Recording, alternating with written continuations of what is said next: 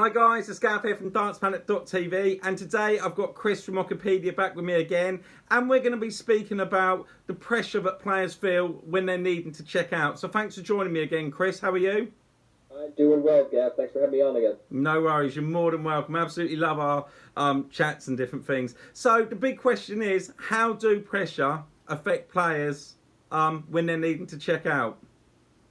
Well, when I took a look at this, I came to it with the understanding that unless we ask a player directly, we're not really going to know specifically how they behave differently under any particular circumstance. But when we build up a large enough data set, we can take a look at different checkouts and players' checkout rates under different situations where their opponent might be on a score of 40, their opponent might be on a score of 200.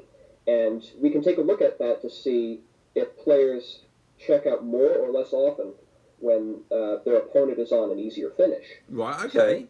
So the idea sort of came to me when I saw in a recent Players' Championship event, Peter Wright hit a 161, the hardest checkout in darts, to beat Jermaine Wadamina in a last leg decider. Jermaine Wadamina was on a score of 80.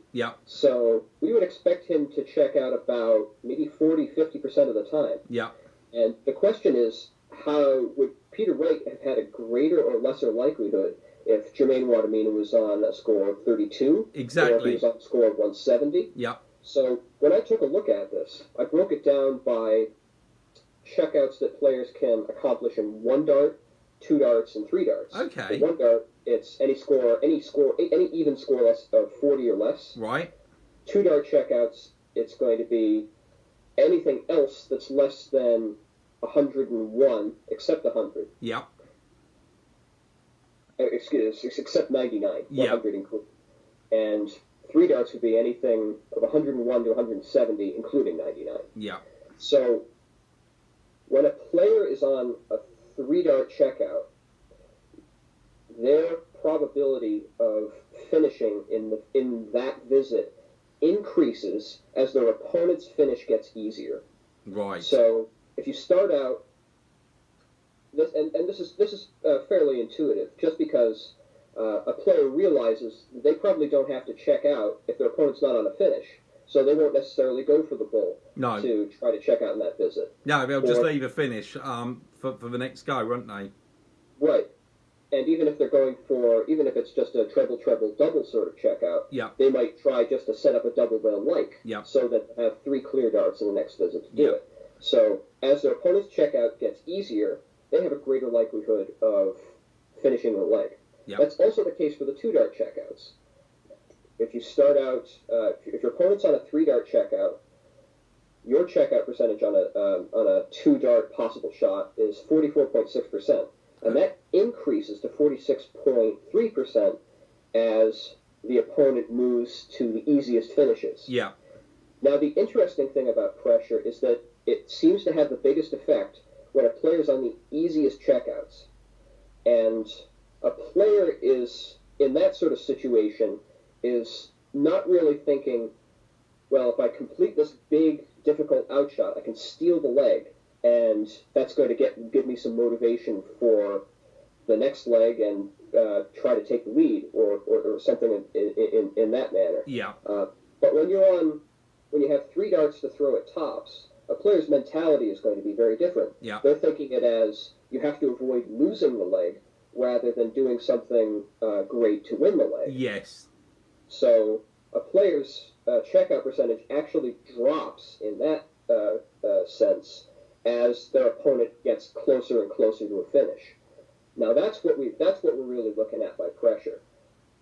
It's the easy checkouts, the checkouts that players would be expected to do 7 or 8 times out of 10, that get harder the more likely it is for players, for a player's opponent to check out and take the leg away from them. Where did you start compiling all these stats from, then, you say, Chris?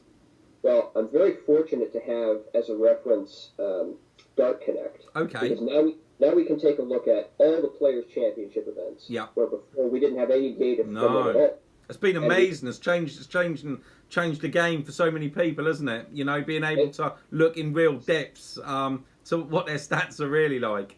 Yeah, especially for the statisticians, because now we can build a data set 10 times larger than anything we could before, just from the televised tournaments.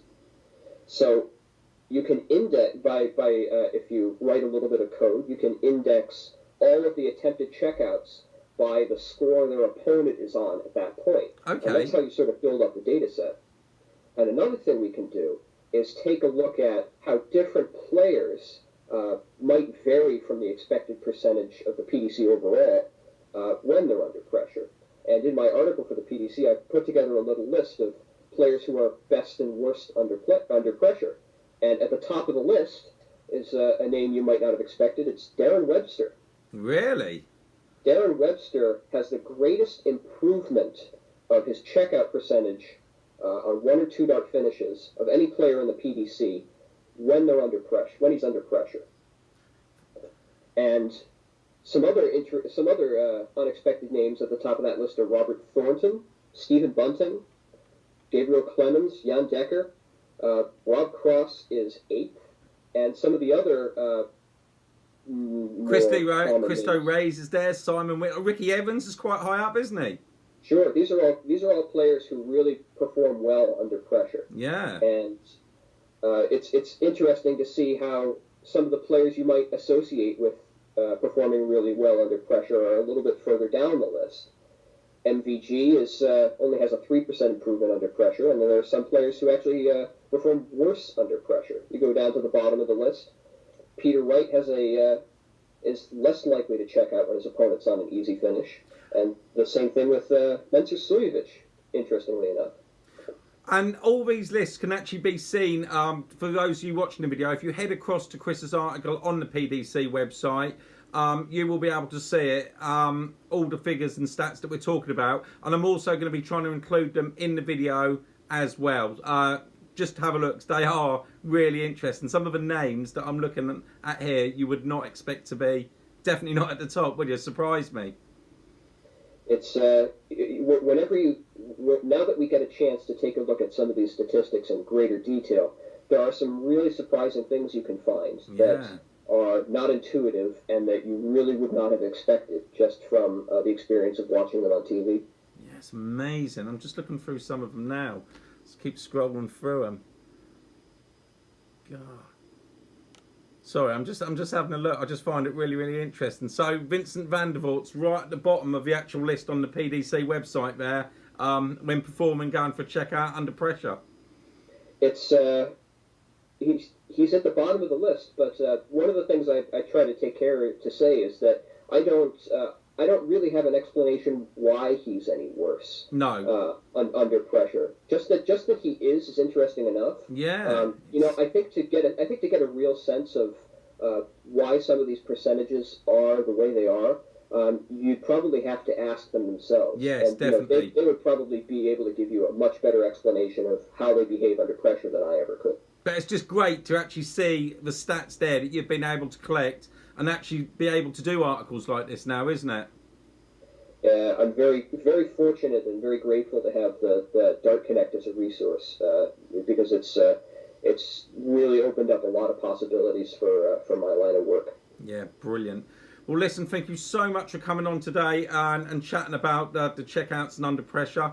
Really appreciate it. As I said before, for all of you guys that do want to check it out, please head across and check Chris's article out on the PDC website. Thanks for coming on again, mate. Really appreciate it. Cheers, Gav. Always a pleasure. And for all you guys out there, please don't forget to turn on your notifications and please hit that subscribe button. As always, it's been a pleasure and I'll catch you in the next video. Bye.